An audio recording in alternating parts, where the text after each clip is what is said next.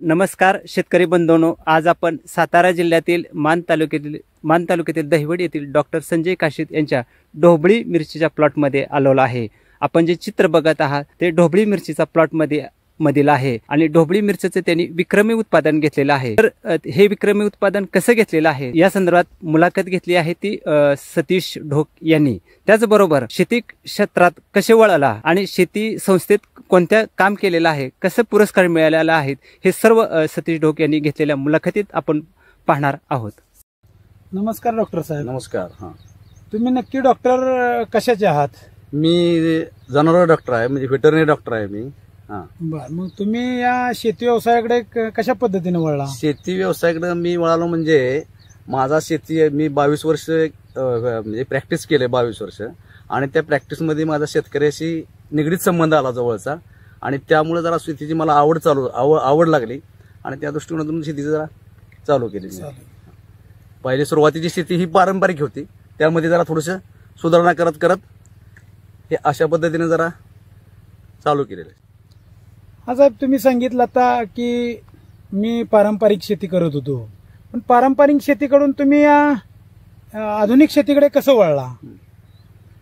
हे पारंपरिक शेती म्हणजे पहिली काही ज्वारी, गहू, कांदा अशी पिके होती, आणि ती म्हणजे पाटपाण्याची पिके होती, आणि पाटपाण्याची पिके होते त्या असताना त्यामध्ये थोडंसं कसं आहे म्हणजे त्या पद्धतीने काही उत्पन्न मिळत नव्हतं, आणि त्या दृष्टीने जरा थोडंसं मग आम्ही ठिबक सिंचनचा वापर करून ह्या अशा थोडंसं डाळिंबामध्ये आम्ही सुरुवातीला डाळिंबामध्ये पण चांगल्या प्रकारचे उत्पन्न घेतले, आणि आम्हाला ढोक सरांचं ह्या बाबतीत फार मोठं सहकार्य लाभलं, आणि त्यांच्या दृष्टीकोनातून आम्ही थोडंसं मग डाळिंब क्षेत्राकडे जास्त वळलो। डाळिंब आम्ही एक्सपर्ट लेवलचं डाळिंब पण काढलेलं होतं। असे अनेक प्रकारचे पिके आम्ही घेत होतो। त्यानंतर असे पिकत घेत असताना टोमॅटो पीक घेत होतो, डाळिंब घेतले, बऱ्यापैकी अशी घेतलेली आहेत पिकं, आणि नंतर हे आम्हाला मिरचीचं पीक हे जरा बऱ्यापैकी आम्ही फिरल्यानंतर आम्हाला सरांनी पण आम्हाला डोकसरांनी आम्हाला जरा थोडंसं प्रोत्साहित केलं की तुम्ही ही मिरचीचं पीक घ्या, आणि मग त्यांच्या मार्गदर्शनाखाली आम्ही हे मिरचीचा प्लॉट आमचा पहिला ओपन होता, परंतु आता सरांनी सांगितल्याप्रमाणे आम्ही हा मिरचीचा प्लॉट पॅक हाऊसमध्ये घेतला, आणि त्या दृष्टिकोनातून मिरचीचं आम्हाला उत्पन्न आम्ही त्या पद्धतीने ट्रीटमेंट करायला लागलो। आता साहेब तुम्ही सांगितलं की आम्ही ढोबळी मिरची या पिकाकडे वळलेलो आहे, तर आता एखाद्या जर शेतकऱ्याला ढोबळी मिरचीचं जर पीक घ्यायचं असेल तर कशा पद्धतीने त्याची अगदी लागवडीपासून काढणीपर्यंत तयारी करणं गरजेचं आहे, हे जरा तुम्ही थोडक्यात सांगितलं तर बरं होईल। हे कसं आहे, हे पीक तसं बघितलं तर फार सेन्सिटिव्ह पीक आहे, आणि याला म्हणजे सुरुवातीला नांगरट उभ्या आडव्या म्हणजे पाळ्या टाकून याला शेणखताचा मात्रा 9-10 ट्रॉल्या एकरी द्यावा लागतोय। त्याच्यानंतर रोपाची निवड योग्य करावी लागते, आणि त्यानंतर लागण केल्यानंतर त्यामध्ये थोडंसं ड्रिंचिंग वगैरे 2-3-4 ड्रिंचिंग चांगल्या पद्धतीचे घ्यावी लागतात, आणि त्यानंतर थोडंसं स्प्रे पण एक दिवसाला स्प्रे घ्यावा लागतो ह्या मिरचीच्या ह्याच्यामध्ये, आणि बाकी पण खतं वगैरे ड्रिपद्वारे द्यावी लागतात। हा, तुम्ही सांगितलं की अशा पद्धतीनं तयारी केली, पण यासाठी कोणत्या जातीची तुम्ही निवड केली? आम्ही इंडस 11 आणि प्रोफेसर अशा 2 व्हरायटीची आमच्या इथं प्लॉटमध्ये लागवड केलेली आहे। 2 आम्हाला प्रोफेसरच पाहिजे होती, प्रोफेसरची आम्ही निवड केली होती, परंतु आम्हाला ते रोपं सगळे उपलब्ध झालेले नाहीत, म्हणून इंडस आणि 2 व्हरायटीची आम्ही निवड केलेली आहे। साहेब, तुम्ही पहिल्यांदाच सांगितलं की अतिशय सेन्सिटिव्ह पीक आहे, बरोबर आहे तुमचं, पण मग याचं रोग आणि किडीचं कसं नियंत्रण शेतकऱ्यांनी केलं पाहिजे, त्यासाठी कोणकोणती औषधं वापरली पाहिजे, कितव्या दिवशी स्प्रे घेतला पाहिजे, याच्याबद्दल थोडंसं आमच्या शेतकऱ्यांना मार्गदर्शन केलं तर अतिशय छान होईल। हे मिरचीचं कसं आहे, मिरचीला 2-3 रोग आहेत, ते फार हे आहेत, म्हणजे कसं, एक थ्रिप्स, दुसरी गोष्ट लाल कोळी आणि भोरी, हे मिरचीचे हे मेन रोग आहेत, आणि हे मेन रोग फार म्हणजे कंट्रोल ठेवणं अतिशय महत्वाचं आहे, आणि त्यासाठी मग 1-2 दिवसांना फवारणी करणं फार गरजेचं आहे। तर त्यासाठी सुरुवातीला काय आम्ही थ्रिप्स बाबतीत बायोटेन्शन एक्झोडस आहे, त्यानंतर तुमचं बुरशीनाशक कॅब्रोटॉप आहे, त्यानंतर तुमचं एक्सपोनस आहे, त्यानंतर तुमचं म्हणजे असे बऱ्यापैकी औषधं आहेत, काही बायर, सिजंटा अशी काही चांगल्या व्हरायटीच्या चांगल्या कंपनीची औषधं वापरली गेली पाहिजेत, आणि 2 ते 3 दिवसात तर ते स्प्रे घेतला पाहिजे। साहेब, तुम्ही आता रोग किडी संदर्भात कोणकोणती कीटकनाशक औषध आपण वापरली याची तुम्ही छान प्रकारे माहिती सांगितली. आता याचं तुम्ही फर्टिगेशन कशा पद्धतीने करता, की बाल्यावस्थेत कोणती खतं द्यायची, त्यानंतर थोडंसं 1-1.5 महिन्याची मिरची झाल्यानंतर त्यानंतर कोणत्या प्रकारची खतं द्यायला पाहिजेत, आणि अशा रीतीने की त्याची वाढ पण योग्य झाली पाहिजे, फुलकळी चांगल्या पद्धतीची लागली पाहिजे, आणि मिरचीला शायनिंग वगैरे चांगलं राहिलं पाहिजे. तर यासाठी आपण कोणकोणत्या फर्टिलायझर खतांचा वापर केला, हे थोडक्यात आमच्या शेतकऱ्यांना मार्गदर्शन करा. हे मिरचीचं सुरुवातीच्या काळामध्ये थोडं ड्रिंचिंगद्वारे खते दिली जातात. ते म्हणजे असं आहे की 1261 तुमचं ह्युमिक ऍसिड आहे, परत एक 1919 आहे, 13-045 आहे, त्याचे मायक्रोन्यूट्रन आहेत. असे जवळजवळ एक 10 ते 15 दिवस ड्रिंचिंगमध्ये प्लॉट ठेवावा लागतो. त्याला पाण्यामधून कुठली खतं देता येत नाहीत, आणि पाणी सोडताच येत नाही 15 दिवस. आणि त्यामध्ये अशी सुरुवातीची खतं हे 1261, 1919 आहे, 13-045 आहे, 052-34 आहे. 052-34 नाही लागत, सुरुवातीला मायक्रोन्यूट्रन आहे, ह्युमिक ऍसिड आहे. हे जर ड्रिंचिंग 15 दिवस करावं लागते, आणि त्याच्यानंतर मग ड्रीपद्वारे हे बाकीची खतं आहेत. तुमचं मायक्रोन्यूट्रन आहे, परत 13-045 आहे, 1261 आहे, 052-34 आहे, 060-20 आहे, 32-47 आहे. हे अशा प्रकारची खते आलटून पलटून ड्रीपमधून दिली जातात. हा साहेब, खरं तर तुम्ही फर्टिगेशनची माहिती दिली लोकांना, त्याचबरोबर रोगकिडीची माहिती दिली, परंतु हे पॅक हाऊस तुम्ही कसं उभारलं, किंवा याची बांधणी तुम्ही केलेली या ठिकाणी दिसते या, तर ही बांधणी साधारण लागणीपासून कितव्या दिवशी सुरू होणं गरजेचं आहे, आणि कशा पद्धतीने बांधणी तुम्ही करता, याची थोडक्यात माहिती द्या शेतकऱ्यांना आमच्या. हे पॅक हाऊस आम्ही लागण व्हायच्या अगोदरच केलेलं आहे, कारण लागण केल्यानंतर पॅक हाऊस करता येत नाही, कारण ते रोपाची मोडतोड होते. त्यासाठी आम्ही सुरुवातीला त्याचं टेम्परेचर मेंटेन होत नाही, कारण सुरुवातीला प्लॉट आहे आपल्या त्याच्यामध्ये वातावरणात लावला आणि नंतर पॅक हाऊस केल्यानंतर त्याला टेम्परेचर मेंटेन होत नाही. त्यासाठी आम्ही लागवड करायच्या अगोदरच पॅक हाऊस आम्ही तयार केलं, आणि त्याच्यानंतर एक 45-50 दिवसानंतर आम्ही हे रोपं जशी वाढतील अशा आम्ही त्याची बांधणी केलेली आहे रोपाची.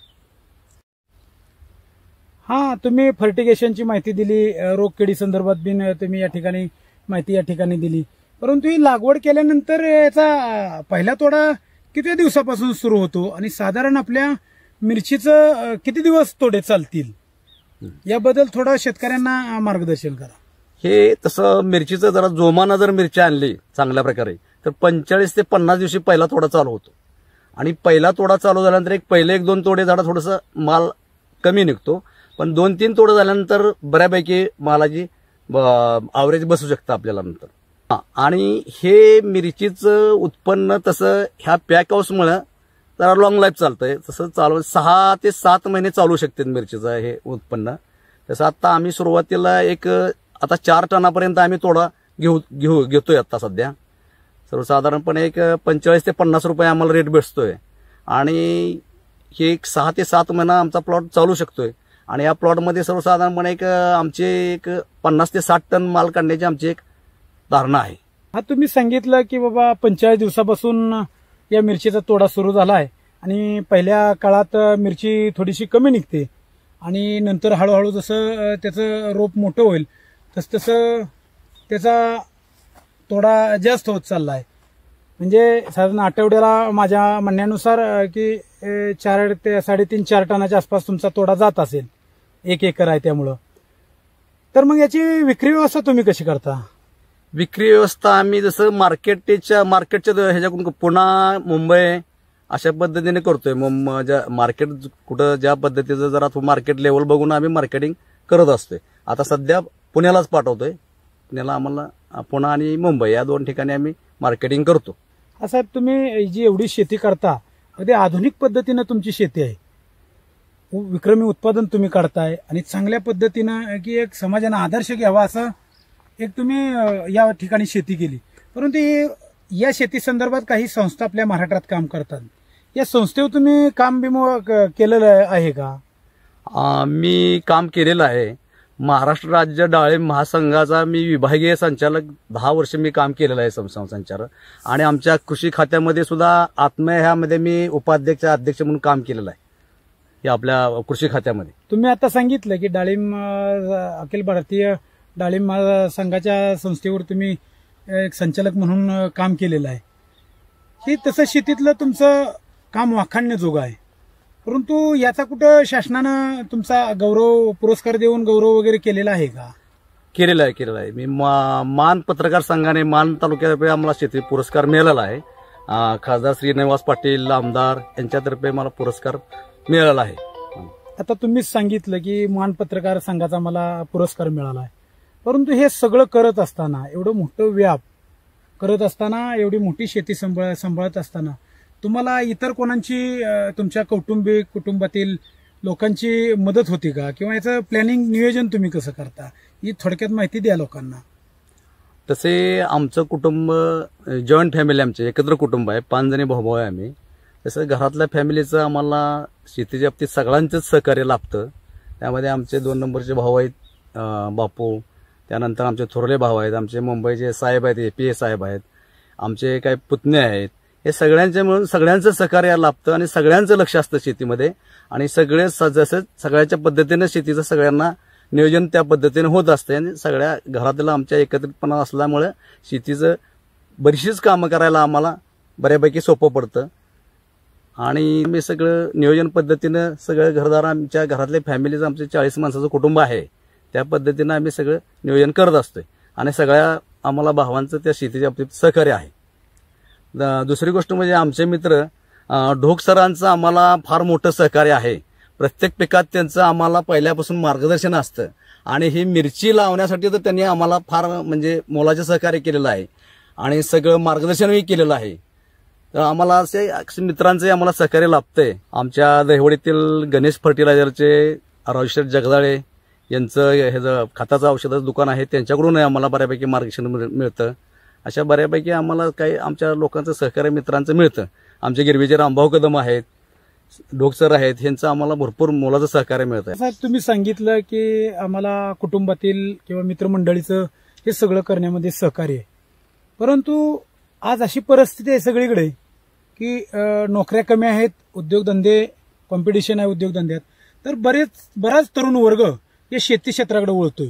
मग या तरुण वर्गाला तुमचा काय सल्ला राहील की कशा पद्धतीने शेती केली पाहिजे, शेती करताना कोणत्या गोष्टी लक्ष केंद्रित केलं पाहिजे आणि विक्रमी उत्पादन कशा पद्धतीने घेतलं पाहिजे, आणि मग त्यातून आपलं कुटुंब कशा पद्धतीनं सुधारेल, किंवा हा शेती व्यवसाय करत असताना कशा पद्धतीनं आपण त्याकडे बघितलं पाहिजे, याबद्दल थोडक्यात आमच्या. आता तसं बघितलं तर मान तालुका म्हणजे पाण्याचं फार शॉर्टेजच आहे. तर माझं असं मत आहे की शेतकऱ्यांनी थोडंसं पारंपरिक पद्धत जरा बदलून हे ठिबक सिंचनद्वारे जरा शेती केली पाहिजे. आणि ठिबकनं शेती केल्यानंतर बऱ्यापैकी त्याचे फायदे आहेत. ठिबकनं शेती केल्यानंतर मल्चिंगचा वापर केल्यानंतर बऱ्यापैकी पाण्याची बचत होत आहे आणि आपल्याला पाहिजे त्या पद्धतीनं पाणी देता येतंय. आणि मग हे जे आपण काय करत असतो, तर माझं असं मत आहे की थोडं लोकांनी कुठल्याही पिकाचं नियोजन करत असताना थोडंसं अगोदर नियोजन करावं आणि त्या पद्धतीनं नियोजन करून सुरुवातीच्या काळात जरा थोडा पिकाची काळजी घेणं फार गरजेचं आहे. आणि बऱ्यापैकी मला वाटतं की ठिबक सिंचनद्वारे कुठलेही पीक घेताना घ्यावं असं माझं मत आहे. कारण थोडंसं आता थोडं बदल करणं गरजेचं आहे. हे आपल्याला थोडंसं कुटुंबाच्या हे आता या पारंपरिक पद्धत पिकातून आपल्याला त्या पद्धतीने उत्पन्न मिळत नाही. थोडंसं हे बदल करून आपण अशा पद्धतीने पिकं थोडं घेतली पाहिजेत आणि त्यातनं आपल्याला आपल्या कुटुंबाला बऱ्यापैकी आधार मिळाला अशी आपण पिकं घेऊन थोडंसं नियोजन करून पिकाचं उत्पन्न घ्यावं असं माझं मत आहे. आणि काही आपल्या कृषी खात्याच्या लोकांची संलग्न घेऊन किंवा काही वरिष्ठ लोक शेतकरी आहेत त्यांच्याकडून जरा थोडासा म्हणजे त्यांचा काही सल्ला घेऊन किंवा इतर लोकांच्या प्लॉटमध्ये जरा पाहणी करून ते लोक काय शेतकरी करतायत त्यांचं मार्गदर्शन थोडंसं घेऊ. काही शेतकऱ्यांचे जरा अनुभवी शेतकरी आहेत, आमच्या ढोकसर जसे शेतकरी अनुभव आहेत तसे त्या पद्धतीने त्यांचं काय थोडंसं बऱ्यापैकी शेतकरी आहेत त्या पद्धतीने त्यांचं मार्गदर्शन घ्यावं आणि त्या थोडंसं बदल करणे फार गरजेचं आहे. आता काळाची गरज आहे जरा थोडंसं ठिबकचं हे पाण्याचं आपल्याकडे आधी तर एक मान तालुक्यात आमच्याकडे पाण्याचं फार शॉर्टेज आहे आणि त्या पद्धतीने थोडं लोकांनी या पिकाचं थोडं बदल केला पाहिजे आणि थोडंसं नियोजन पद्धतीने करावं असं माझं मत आहे. डॉक्टर संजय काशीद यांच्या ढोबळी मिरचीच्या प्लॉटला भेट देण्यासाठी आलेले आहेत आपल्या फलटणवरनं आणि त्यांनी हा प्लॉट बघितलेला आहे. तर हा प्लॉट बघितल्यानंतर त्यांना काय वाटलं किंवा ते जी डॉक्टर साहेबांच्या या शेतीबद्दल काय सांगतात हे आपण आता खास त्यांच्याकडूनच जाणून घेणार आहोत. तुमचं नाव काय? योगेश दळवी, फलटण. योगेश दळवी, तुम्ही जो आता मिरचीचा प्लॉट बघितलेला आहे, तर तुम्हाला हा प्लॉट कसा काय वाटला? मिरचीचा प्लॉट एकदम सुंदर आहे. जेवढी पानांची संख्या आहे त्या प्रमाणात फळांची संख्या लागलेली आहे आणि एकदम मिरचीचा प्लॉट एकदम स्वच्छ, सुंदर. मल्चिंग, आधुनिक पद्धत वापरलेली, मल्चिंग पेपर वापरलेला आहे. त्याचबरोबर वरती शेडनेट आहे आणि एकदम सुंदर क्वालिटी सुंदर आहे. मिरचीची साईज चांगली आहे. त्याचबरोबर उत्तम दर्जाची मिरची आलेली आहे. म्हणजे दुष्काळी भागात एवढी सुंदर मिरची येणे हे म्हणजे विशेष आहे. आधुनिक पद्धतीचा पूर्ण वापर केलेला आहे. सुंदर मिरची. म्हणजे मुलाखत बघितलेली आहे डॉक्टर संजय काशीद यांची. या मुलाखतीमध्ये डॉक्टर साहेब वेळोवेळी आपल्याला सांगत होते की ढोक सरांनी आपल्याला मार्गदर्शन केलेलं आहे आणि त्यांच्यामुळे मी विक्रमी उत्पादन घेतलेलं आहे. खरं तर जे ढोक सर म्हणत होते ते आपल्या मुलाखतीतच आहेत. त्यांनीच डॉक्टर काशीद यांची मुलाखत घेतलेली आहे. तर सतीश ढोक यांनी काय त्यांना मार्गदर्शन केलं डॉक्टर साहेबांना, हे आपण त्यांच्याकडून जाणून घेणार आहोत. तसं पाहिलं तर गिरवीचे रामभाऊ कदम आमचे मित्र डाळिंब या पिकातून जोडले गेले. त्यांचा पाठीमागच्या वर्षी मिरचीचा प्लॉट अतिशय सुंदर होता आणि त्या मिरचीच्या प्लॉटमधून त्यांना विक्रमी उत्पादन मिळालं आणि चांगल्या पद्धतीचं त्यांना आर्थिक प्राप्ती झाली. माझ्या डोक्यात विषय होता की अशाच पद्धतीने आमचे खास मित्र आहेत डॉक्टर संजय काशीद दहिवडीचे. त्यांच्याकडे पाण्याची सुविधा आहे, त्यांची एकत्रित फॅमिली आहे, त्यांच्याकडे सर्व प्रकारचं जमीन व्यवस्थापन आहे आणि चांगल्या पद्धतीचं नियोजन, चांगल्या स्वभावाचा माणूस. तर असं मला वाटत होतं की यांना पण हे पीक काय अवघड नाही. या दृष्टिकोनातून मी त्यांना सुचवलं की आपण यावर्षी तुमच्या शेतात ढोबळी मिरचीची लागवड करू आणि ज्या पद्धतीनं रामभाऊ शेटनं मिरचीचं उत्पादन काढलं अशाच पद्धतीनं आपण देखील आपल्या प्लॉटमध्ये उत्पादन काढण्यासाठी प्रयत्न करू. अशा रीतीने मी त्यांना थोडंसं सुचवलं आणि त्या पद्धतीनं ते पुढे गेले आणि आज अतिशय चांगल्या पद्धतीचा अतिउत्कृष्ट असा प्लॉट या ठिकाणी आहे आणि या प्लॉटचं साधारण आठवड्याला 4 टनाच्या आसपास उत्पन्न निघतं या आणि त्याला साधारण 55 ते 50 रुपयाच्या दरम्यानचा दर भेटत आहे. अशा रीतीनं या ठिकाणी आमच्या मार्गदर्शनाच्या पुढे त्यांचं उत्पादन सुरू आहे. धन्यवाद.